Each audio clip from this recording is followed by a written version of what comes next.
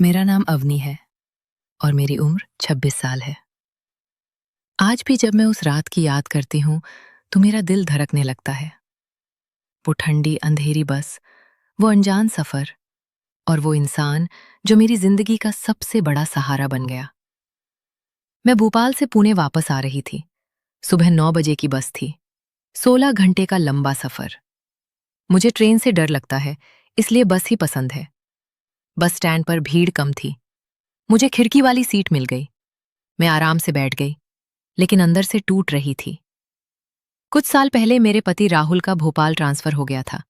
मैंने कहा था, मुझे भी ले चलो। उसने मुस्कुराते हुए कहा था, अवनी, पहले मैं सेटल हो जाऊं, फिर तुम्हें ले आऊंगा। लेकिन वो दिन कभी नहीं आया। शुरू में हफ्ते में एक फोन, फिर महीने में एक, फिर 6 महीने में एक। आखिरकार एक रिश्तेदार ने फोन करके वो बात बता दी, जिसने मेरी दुनिया उजाड़ दी। राहुल ने भोपाल में दूसरी शादी कर ली थी और उनके एक बच्चा भी था। मैं सच जानने भोपाल गई। चुपके से देखा, सब सच था। उसकी नई बीवी उसके कंधे पर सिर रखे खड़ी थी और बच्चा उसके पैरों से लिपटा हुआ। मैं दूर खड़ी रोई, लेकिन सामने नहीं गई। क्या फायदा, दिल टूट चुका था। मैं बस पकड़कर पुणे लौट रही थी, अकेली, टूटी हुई, उम्मीदें सब खत्म। बस में मेरी सीट खाली थी। दोपहर के 3 बजे थे। प्यास लगी, बोतल खाली। मैं परेशान बैठी थी, तभी मेरे पास एक लड़का आकर बैठ गया। लंबा, साफ सुथरा, शांत चेहरा। उसने देखा कि मैं बोतल हिला रही हूं। बिना कुछ बोले अपनी बैग से नई बोतल निकालकर मेरे हाथ में रख दी। लीजिए मैडम। मैंने हल्के से थैंक यू कहा और पानी पिया। शाम ढल रही थी, ठंड बढ़ने लगी। मैंने खिड़की बंद की, लेकिन बस में हवा आ रही थी। मैं स्वेटर में भी कांप रही थी। शॉल लेना भूल गई थी। रात के 10 बज गए। बस की लाइटें बंद हो गईं। मैं ठंड से सिकुड़ कर बैठी थी। उस लड़के ने अपनी बैग से शॉल निकाली और खुद ओढ़ ली। फिर मेरी तरफ देखा। कुछ देर बाद बस ढाबे पर रुकी। मैं चाय पीने उतरी, वो भी उतरा। मैंने हिम्मत करके पूछा, आप भी चाय लेंगे? उसने मुस्कुराते हुए सिर हिलाया। हम दोनों ने साथ चाय पी। उसकी आंखों में एक अजीब सा सुकून था। मेरा नाम कुणाल है, पुणे ही जा रहा हूं। मेरा नाम अवनी, मैं भी पुणे। रात 12 बज गए। ठंड और बढ़ गई। मैं कांप रही थी। कुणाल ने कहा, अगर आप बुरा ना माने तो अपनी शॉल आपको दे सकता हूं। मैंने मना किया, लेकिन वो अड़ा रहा। फिर बोला, तो हम दोनों आधा आधा ओढ़ लें।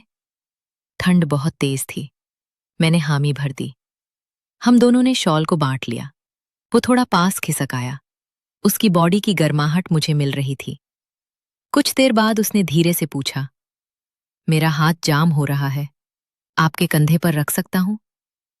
मैंने चुपचाप सिर हिला दिया। उसने अपना हाथ मेरे कंधे पर रखा। मैं पहली बार इतने सालों बाद किसी की गर्माहट महसूस कर रही थी। रात के 2 बज गए। वो थका हुआ था। मैंने अपना सिर उसके कंधे पर टिका दिया। उसकी शर्ट की खुशबू, उसकी सांसें, सब कुछ अजीब सा अच्छा लग रहा था। वो मुस्कुराया और बोला, अवनी, आज पहली बार बस से सफर कर रहा हूं, लेकिन आज बोरिंग नहीं लगा। पुणे बस स्टैंड पर सुबह 4 बजे हम उतरे।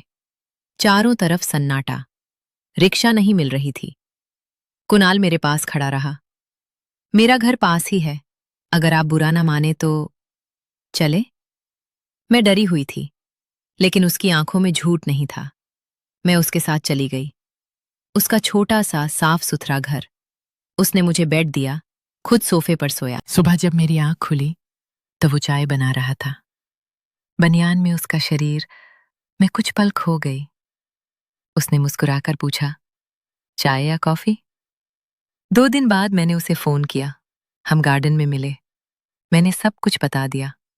राहुल का धोखा, दूसरी शादी, बच्चा, सब। कुणाल चुपचाप सुनता रहा। उसके हाथ ने मेरे हाथ को थाम लिया। अवनी, तुम अकेली नहीं हो। फिर एक शाम वो मेरे घर आया। मैंने पिंक साड़ी पहनी थी। खाना खाने के बाद हम सोफे पर बैठे। उसकी नजरें मेरी आंखों में डूब गईं।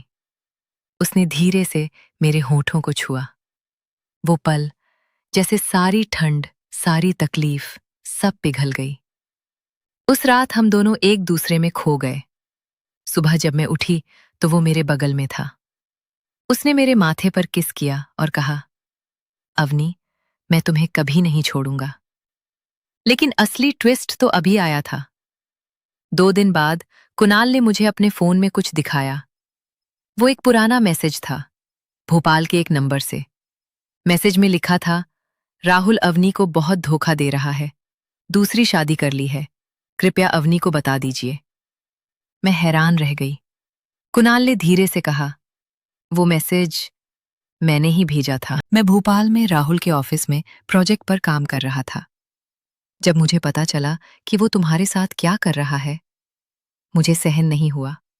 मैंने तुम्हें बचाना चाहा। मेरी आंखों में आंसू आ गए।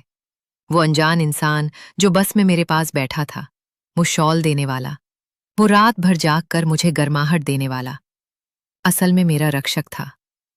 आज हम साथ हैं। राहुल का कोई अता पता नहीं।